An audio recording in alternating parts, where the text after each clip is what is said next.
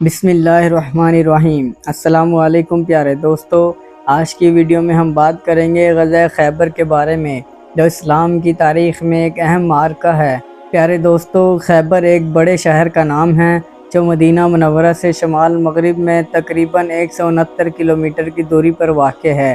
یہ علاقہ کھجوروں کے درختوں اور ہرے بھرے کھیتوں سے بھرپور تھا اور یہاں کئی مضبوط قلعے تعمیر کیے گئے تھے۔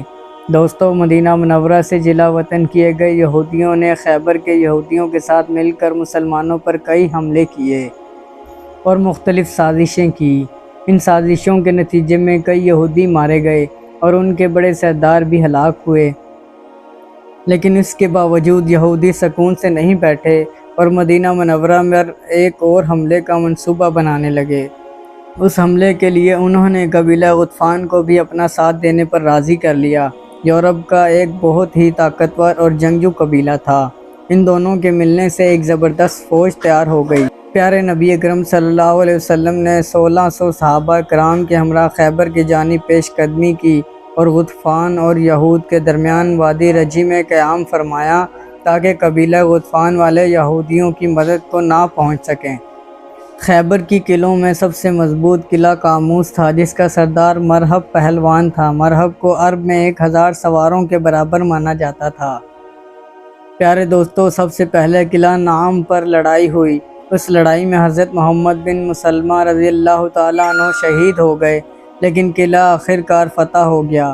خیبر کے دیگر قلعے بھی بآسانی فتح ہوتے گئے، لیکن قلعہ قاموس میں شدید مشکلات کا سامنا کرنا پڑا، کیونکہ مرہب پہلوان خود اس قلعے کی حفاظت کے لیے موجود تھا۔ ایک دن پیارے نبی اکرم صلی اللہ علیہ وسلم نے ارشاد فرمایا، کل میں اس شخص کو جھنڈا دوں گا جس کے ہاتھ سے اللہ تعالیٰ فتح عطا فرمائے گا۔ وہ اللہ اور رسول سے محبت کرتا ہے اور اللہ اور رسول اس سے محبت کرتے ہیں۔ صحابہ اکرام نے یہ رات بڑی بے چینی میں گزاری کہ دیکھیں کل کس کو جھنڈا دیا جاتا ہے۔ صبح ہوئی تو نبی اکرم صلی اللہ علیہ وسلم نے پوچھا، علی کہاں ہیں؟ لوگوں نے عرض کی کہ ان کی آنکھوں میں تکلیف ہے۔ نبی اکرم صلی اللہ علیہ وسلم نے انہیں بلوایا اور ان کی آنکھوں میں اپنا لعاب دہن لگا کر شفا فرمائی، تو فوراً ہی انہیں ایسی صحت ملی کہ گویا کوئی تکلیف تھی ہی نہیں۔ پھر پیارے نبی اکرم صلی اللہ علیہ وسلم نے اپنے دست مبارک سے حضرت علی رضی اللہ تعالیٰ عنہ کو جھنڈا عطا فرمایا اور انہیں قلعے کی طرف روانہ کیا۔ حضرت علی رضی اللہ تعالیٰ عنہ کے مقابلے میں مرہب پہلوان آیا۔ دونوں کے درمیان زبردست لڑائی ہوئی۔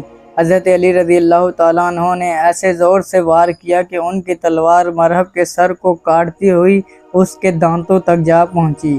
اس وار کی آواز لشکر تک سنائی دی اور بالآخر حضرت علی رضی اللہ تعالیٰ عنہ کے ہاتھوں قلعہ فتح ہو گیا۔ دوستو، غزوہ خیبر جو 7 ہجری محرم سے شروع ہوا تھا، اس کا اختتام صفر میں ہوا۔ اس معرکے میں 93 یہودی ہلاک ہوئے جبکہ 15 مسلمان شہادت پا گئے۔